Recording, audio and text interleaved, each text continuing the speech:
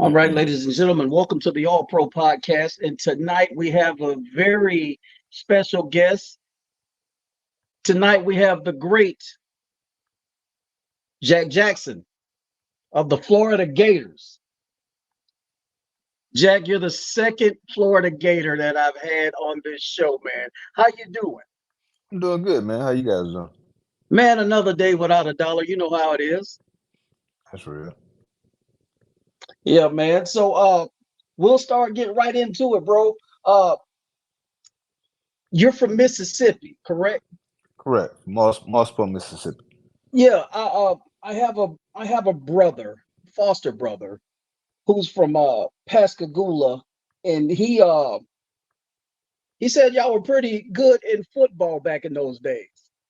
We are those my dad actually lives in Pascagoula, and I'm from Moss Point. But yeah, the Pascagoula Moss Point, that's the biggest rivalry. Yeah, that's what they said. That's what he says. So explain a little bit of your high school playing days. And who did you play against that we might know today in high school? Let's see, high school. Well, I played against Terrell Buckley. Uh, Okay. had 1 year playing against Terrell Buckley. Obviously, I Shane Matthews and Kismet Corvey. Those guys I played against. So those are just some of the guys. I played with Derek Tate, who was a Okay. quarterback at Mississippi State, who's from Moss Point. So Dwayne Curry and some of those guys, a bunch of those Mississippi State guys. Oh, okay. Okay. So yeah. I remember reading back in the days where it was kind of a rivalry. I can remember them saying Shane Matthews and Terrell Buckley were like you guys and yourself were like the biggest products produced that way. Yeah, because they went 14-0 their senior year in high school at Pascagoula. So Okay. so they had big time careers.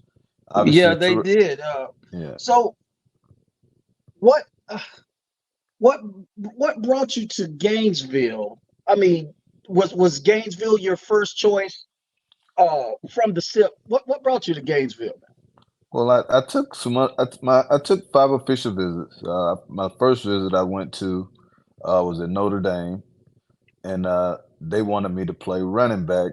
They wanted me to play. I'm sorry, receiver. The next Rocket Ishmael, and then my next one I went to was I went to I went to Gainesville, and then I wound up going to Mississippi State, Miami, and Auburn for official visits.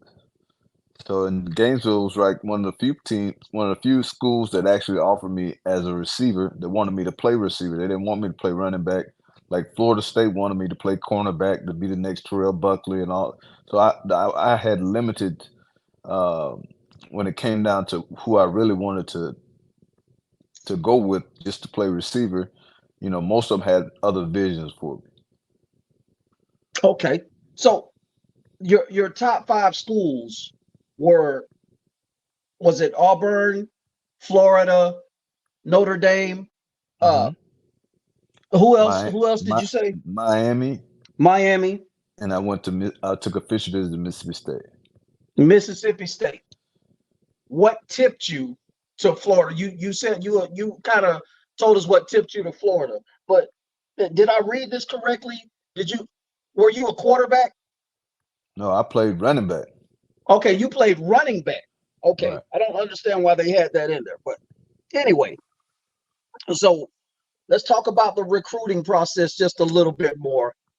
Who comes to visit you, and how did they win you over with everything that they were saying as far as positioning you? Well, by the time I got time to start making the decision, I had been recruited by Bob Sanders, who was recruiting me, and I had developed a really good relationship with Dwayne Dixon, who was the receivers coach. So by the time Coach Spurrier came, I had pretty much had relationships with those guys. and had very, very strong relationships with them. So it wasn't really that difficult of a decision as far as uh, how comfortable I was with with the coaches. It was just a matter of finding the right fit for me, what I wanted to do, and what did I want to play. Understood, understood. So I see when Coach Spurrier came in there, you guys, and I'm a Florida State guy, but you guys were, ooh, we'll talk about it. But uh, let's see. Speaking of Coach Spurrier, what is your relationship or was your relationship like with him during your playing days at Florida? No different, just player coach relationship. Obviously he was a very successful person. He had earned, won the Heisman Trophy, and he had a unique insight of how to play receiver and quarterback positions. So obviously he was well respected.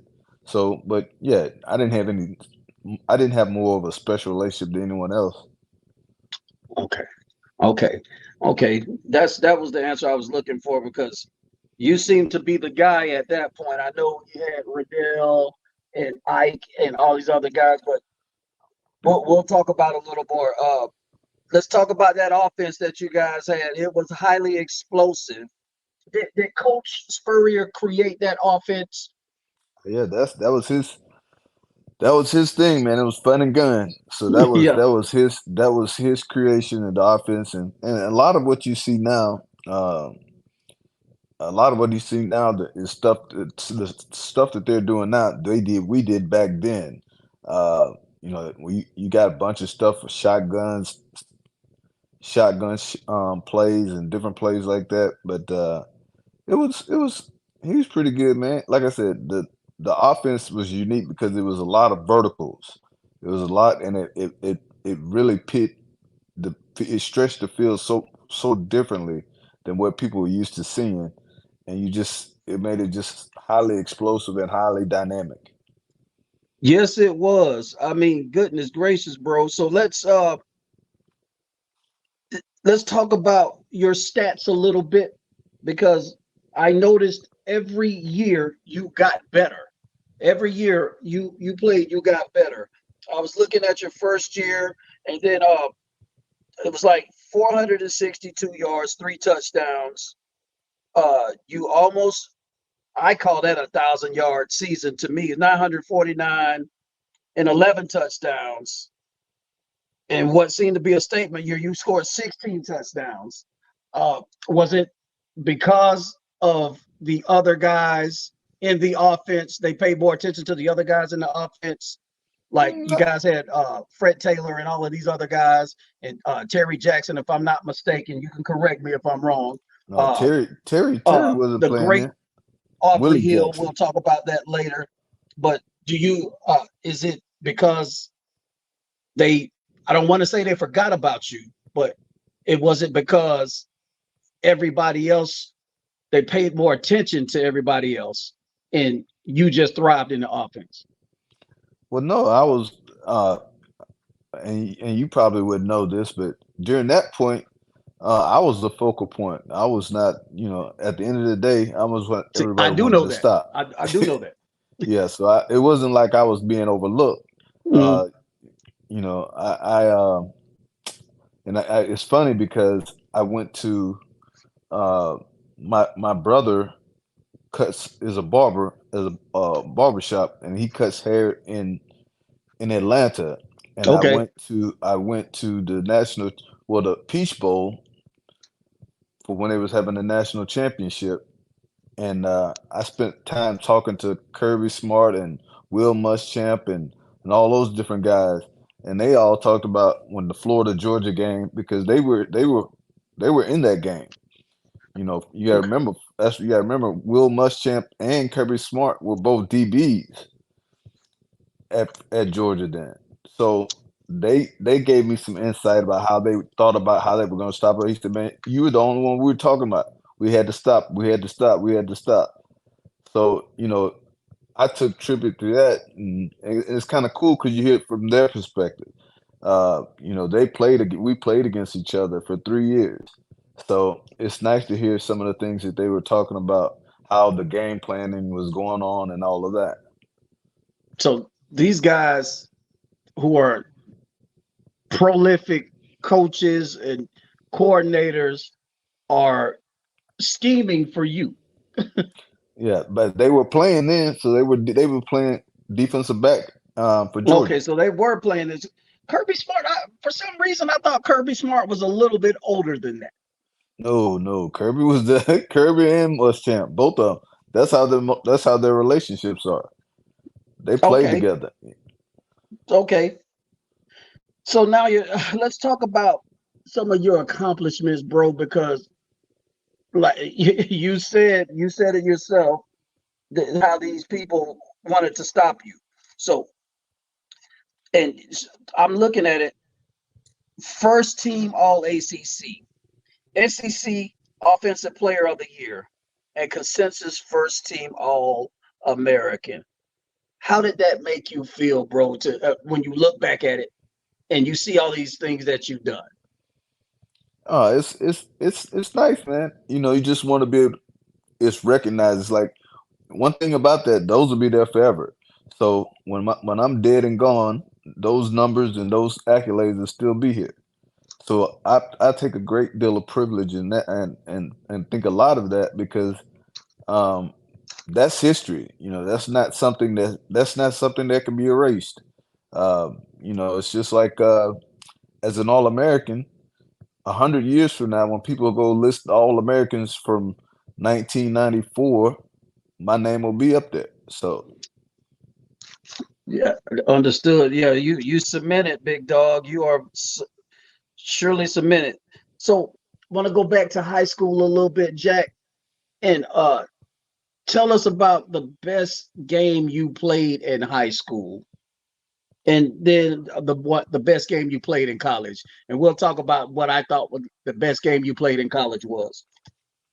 high school, I have tremendous amount of memories. And the crazy thing is, I only played receiver in high school for my final year game against Pascagoula. So I've only played receiver on the high school level once. So obviously that's memorable because I had some big catches and touchdowns in that. But that's my high school memories because playing running back, I've had so many. I played running back my entire time in high school, so I've had tremendous amount of success playing running back. Okay, Uh, yeah, so those, but the one memorable is obviously when we played Pascagoula and I played receiver. College wise, I don't know. It just depends, man. Because I've had some. I had a kickoff return for 100 yards. I got the touchdown against Florida State. Uh, the juggling kid. I had. Whenever we played Florida State, I had some of my biggest games. So that's the thing that when it comes to college, when I think about my college experience, when I tell people, if you look at my, if we go look at the record books, if I had to think about it, I had to score at least 4 or 5 touchdowns against Florida State. So which was the best of the best at the time. So that's how I judge it. okay. Because I'm gonna be honest with you. I remember watching that game when you played Florida State, the choke and doke. Right. So I you had this dance that just irritated the hell out of me when you hit your little heart Oh, attack, heart man. attack. I was like, oh my God, this dude just scored on us again. So was do you think that was your best game or No, because it depends, man. Because like I said, and I think it was score like 2 or 3 touchdowns that game, and then you I had scored one. 2 touchdowns and I was tired of seeing you score? Yeah. So when I When think I think about about the the other ones, other ones, with Florida State, obviously, I had some really good ones there.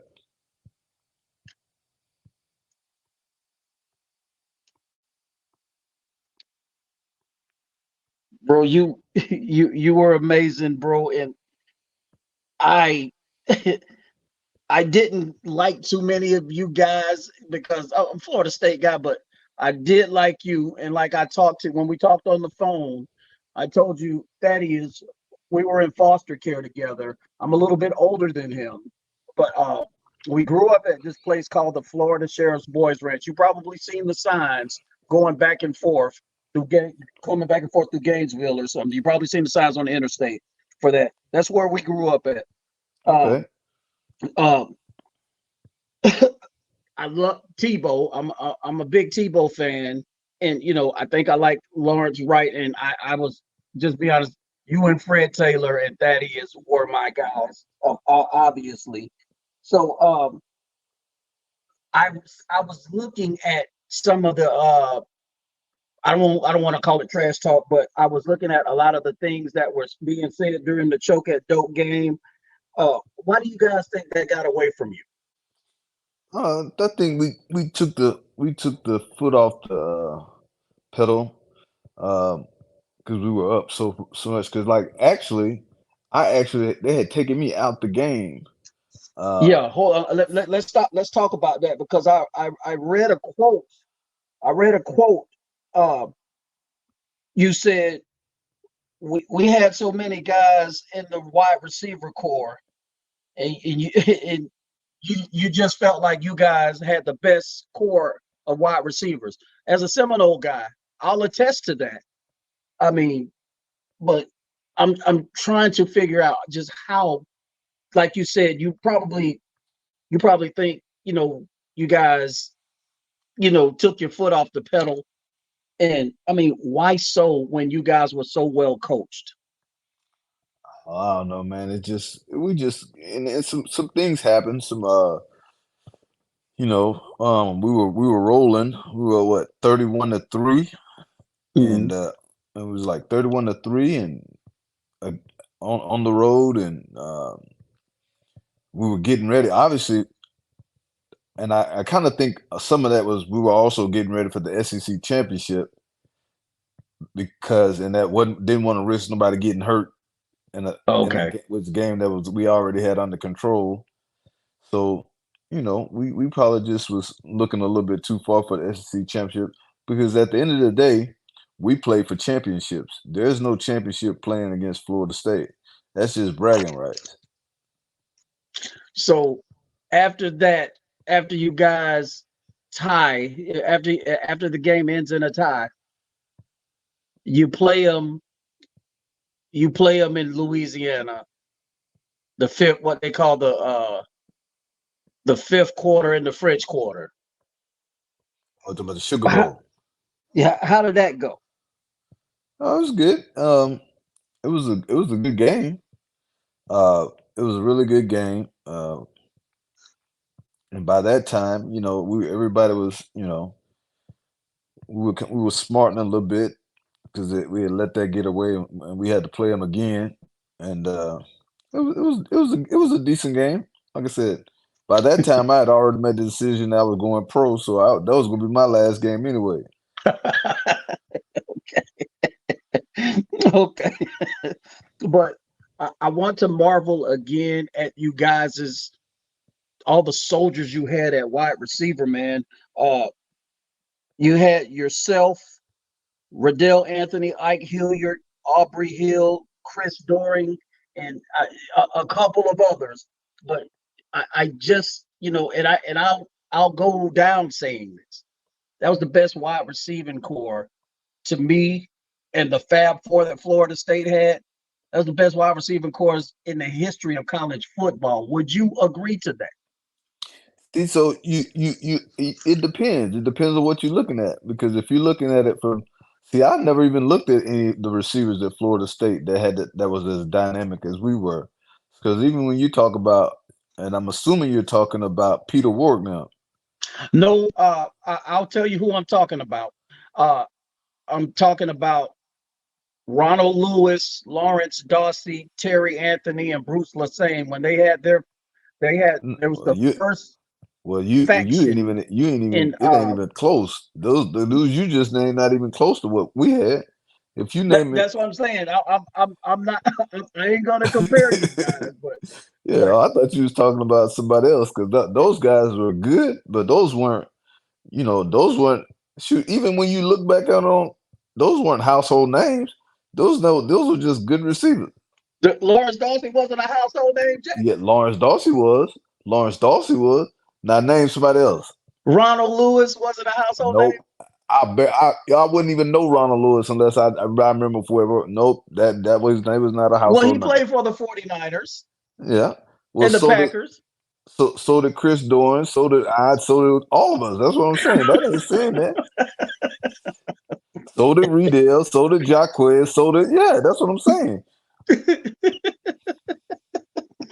Okay, point taken, man. So this is this is kind of touching. My like I said, when they didn't air a lot of Florida State games, but they aired a lot of Florida Gator games where I grew up. Um, and I would always see Aubrey Hill. I would always see him out on the field catching pass. Talk to me about, we lost him to his battle, his courageous battle with cancer. Right. Talk to me about what he meant to you, and how did you feel when you heard you lost your brother? Well, Aubrey and I were roommates. I did not Aubrey, know that. yeah, Aubrey and me, Aubrey and um Shala, which is I call Big Mark Campbell. Okay. We all shared apartments together. So Aubrey and I close, and Mark all also extremely close. And then even when and Aubrey was a special kind of dude, man. He was made of heart made of gold, man. Was a good dude. Um, man, when you think about, he did everything the right way. He always have and always did. So when I was told that what had happened, what was going on in his life, and what had taken place, I was sad about that. That's one of those things to where, and he and I kept in touch across the years because he was he was still coaching his receivers at Florida. He was coaching at my all these different places, and he was actually recruiting one of my sons um, at one school. So we still kept in contact with each other. So But that yeah, really was your brother. Y'all were roommates. So yeah. He and I and Mark Campbell were close for phew, for all yeah. 4. Yeah, I was there for 4 years, and I was close. We all shared living arrangements for like 3 of those years. Yeah, man. Once again, man, shout out to the great Aubrey Hill. Truly missed. So let's go back to I skipped over something. I seen a quote that you talked about at the Choke at Dope game, and I don't want to keep mentioning that, but uh you mentioned when it got to be 28 or 31-3, you said you felt like you broke their will. What was their body language like? Because obviously you guys felt like you put your foot on their neck. What was their body language like? Oh, obviously it was everybody was in disbelief because it was in their house. It was in their house. Mm-hmm. It was one of those things that nobody would have thought that. Um, Warwick Dunn made some outstanding plays in that comeback. It was a lot of things that went. A lot of things happened that bounced their way. The momentum and everything changed their way because of some of the situations that happened. So. Uh, it's when you think back at when I look back at it, you could feel we could feel like it was getting away from us, but you don't realize it when you because you think because we are so explosive, we just get back and get everything back going, and it just didn't happen. Understood. Understood. Yeah. That game is historical for all the right reasons. So now you play your last down at Florida, and you get drafted by the Bears in the fourth round, in which I think was just garbage because I'm I'm thank goodness you left because we were tired of getting burnt by you. We were. So uh so why such a prolific player slept so far down? And did you I ever have wanted to come out early? Did you ever want to come out early? yeah, but I had medical issues too. So Okay. I had a degenerative knee that I got injured in high school. So Oh, really? my health was failing. So it was either take go to the NFL and make a run there, or I could stay another year and still risk getting less time in the NFL because my body was failing. Dang. So that your health issues kind of so you're saying your health issues kind of made you fall down into the draft a little bit because Oh yeah, I feel like 31, 30 teams. I was like, I think I feel like 30 teams, 28 to 30, something like physicals. So everybody knew when I, and then for a speed guy, for a speed guy, and having knee issues and start having, they start projecting you're gonna have soft tissue injuries. Uh, so it was, and they turned out to be right. So I can't be mad at that because my body was failing.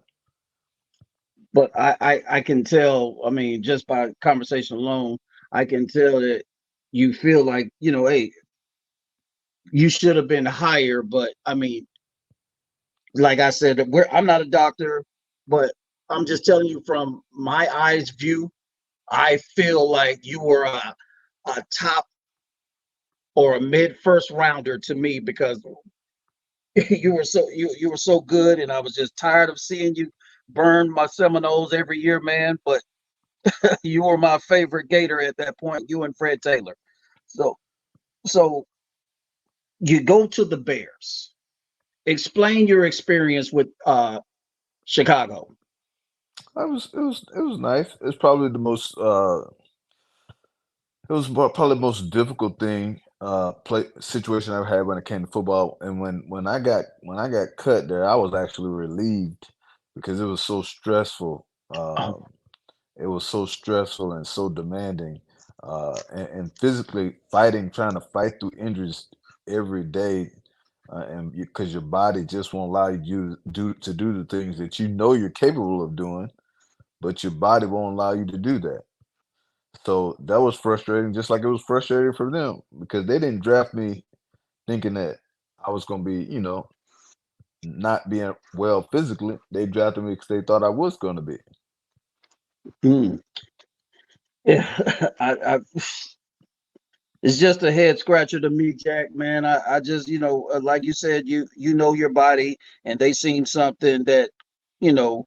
I'm thinking, I'm hoping that they did it for the right reasons and not just Oh, they trying to did. lowball you. It's just my opinion No, no, as a no. big fan of yours, bro.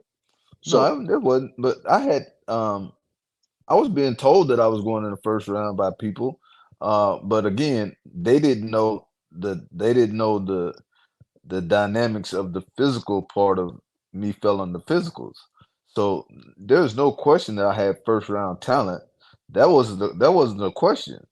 But is that talent going to be able to be used in a so consistent way okay, physically? yeah, is that talent gonna be around long enough to? Okay, Correct. I Correct. get it. I makes sense, but you're still a big what if. It's still a big what if. You know what I'm saying? I'm projecting my opinion and thoughts as a fan. So you leave the Bears and you go play a little arena league football. Tell me what that was like. Yeah. Well, I actually left the Bears and went to Canada. So Okay. I went to Canada. Um, I went to Canada for 2 years, and then I actually was in camp with the Philadelphia Eagles after the year and again my same thing. My body was just gone, you know, and it was time to move on. So then when I left Canada, I got drafted to go to the World League, and I decided not to go to World League because my son, my wife at the time was pregnant with my son, and Okay. so I turned that down. So then when I got into the start messing around with the arena league, it was just fun, just and it was just Okay. fun. Yeah, it just was having a good time and still get to play the sport that you love and even there, my body was still failing, but to a lesser, you know, I didn't have to do as much stuff physically in the arena league. So at the end of that, I was just like, man, it's time to just come home. My body's done. Gosh. Oh man. So uh, that's crazy, bro. That's crazy as a fan. I mean, uh, I'll ask you a wild question. Which what experience that you like the most, the NFL, the CFL, or the Arena League? Did you which one are the experiences that you like the most? Uh, I don't know. I had the most fun in the arena league, to be honest. Okay. Okay. Yeah, I had the most fun in the arena league because Okay. it wasn't stressful. It wasn't. I was you just playing to have fun, and you still getting paid, and you living a decent lifestyle, and but it was fun, and it wasn't stressful, and so I had a lot of fun there. But I also had a good experience in the NFL as well. Okay. Met some great people in Chicago, and uh, have a lot of great memories. Met some really good people there, man. So they're all special in some kind of way. Y'all got a place in your heart. That's awesome. That's spoken like a champion, brother. Uh, we'll ask you this, and we'll ask you this, and I ask you a couple more questions. We're gonna get you out of here, man, so you can continue with your night. Um, so over here we play a game called Mount Rushmore, but we got our own version. We call it Mount Brumore. So we would like you to pick your all-time favorite Gators, 5 all-time favorite Gators of all time, in your opinion. All time favorite Gators, but Yeah. that's difficult because they all we're all unique in a sense, and it depends on what you're talking about. Yeah. Because if you Okay. really So look at no, I'm talking about your all-time favorite Florida Gators in Florida Gator history. Nothing what they did in the pros, but what they've done for the university, done at the university. And you can also include yourself into that because I was gonna put you in mine anyway. no, well, obviously, I was really impressed with Kevin Carter.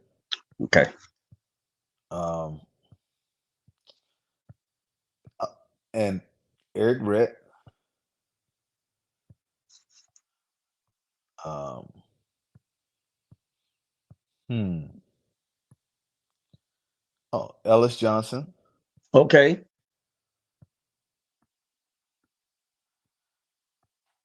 and let me see who else. I don't know. Percy Harvin. If I'm being truthful, that's my all-time favorite out of all of them. Is that right? Yeah, that's that out of all of them. Yeah, Percy, the most dynamic player that I think I've ever seen in my life. Is that right? We'll talk about that. We'll give you your fifth one, and let's talk about that one. Um, Fifth one, hmm, I guess Danny Werfel. Danny Wolford. Okay, okay, okay, okay. So Percy Harvin is the most dynamic player you've seen. Is that Florida State, a Florida history, or all over? Oh, Uh, that's Florida history. That's easily Florida history. Now he's the most dynamic player that I've ever okay, seen. okay, in Florida Yeah, history. Okay, awesome. yeah. Uh, so I see you left off Emmett. Well, I see you but leave see, off I Tebow, no, and but Emmett is Emmett. So so leave. So so I Emmett get is what you're Emmett. saying. So He's a whole different animal because that. So he he needs is his Mount own. Rushmore. Yeah, yeah, he So got his own. He got a yeah. He you can't discount Emmett, but yeah, Emmett is Emmett. That's different. That's that's okay, totally that's totally different. I live in this city right now, so I want him to see this. So so uh let's see who you left off. I see no Javon Curse. I see no what's the Carthon. I thought he was pretty good. Uh Talk about the running back. yeah.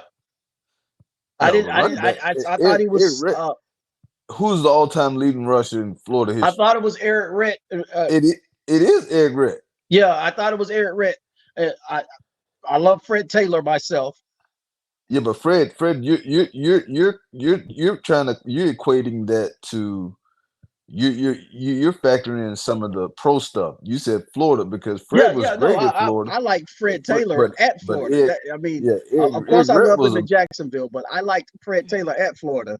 Don't yeah, tell Ed Rett's nobody the that. But beast. No, Ed Rett the beast though, man. oh So that's what yeah, I'm saying. yeah. Yeah, so they both very good, but they two different styles. Okay, okay. So you got Kevin Carter over Javon Curse. Yeah, that's yeah for dominating for me. Yeah, but you got to Okay, remember too. You got to remember too. I'm going by. I also got personal experience with Kevin. I don't have no personal experience with Javon. understood, understood. That makes a lot more sense. So you played with, of course, you're going to pick Warfel over Tebow or Chris But Leak. no, Uh, but I played with Werfel. But I didn't yeah, say now. If I'm being truthful, I like Tebow, but Tebow wasn't to me. Tebow was good. He was very good, but I don't know if he's um, for his passing that as far as passing, he wasn't even the best player on his team. The best player on his team is Percy Harvin. Percy Harvin. Yeah. So, uh, so let's do this. Let's do this. Uh, so obviously Warfel will be your starter in your on your all time Gator team. Who would be your backup? Uh, I'll let you make it because I tell you I liked Terry Dean when you guys played when all of you guys played there. I like Terry Dean also. But I would have my next one would be Shane Matthews. Okay, okay, okay. Didn't I think did he you would know better than me. Did Shane Matthews take Terry Dean's position? No, Shane was gone. Okay, okay. Terry Dean competed against Werfel. Werfel, that's right. I'm sorry. I'm sorry. Yeah, that's right. That's correct. So yeah.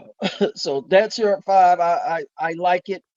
So I'll ask you a couple of questions like what are you doing these days and how can we reach you, man? Because whatever you got, we want to promote it. Yeah, I just been in the car business for like the last 24 years, man. I've been selling cars and managing dealerships and stuff. So that's just what I do. Where Um, can because we can send people out there to get cars from you, bro. Where are you at? I'm still in Louisiana. I'm at Baker, there's a dealership down in Baker, Louisiana. Okay, I'll find you and I'll put it to the podcast. I'll put it to the podcast. Hey, just come look for my bro. He got the cars for the. I won't say the low, but he'll look out for you. Yeah, man. No, Well, they ain't man, never we want to low. thank you for stopping by, and No problem, man, brother. I was so honored that you accepted the request to come speak with us. My co-host, he's supposed to be here tonight, but he just lost his mom, so I'm Oh wow, understanding why he can't be here. But that's real.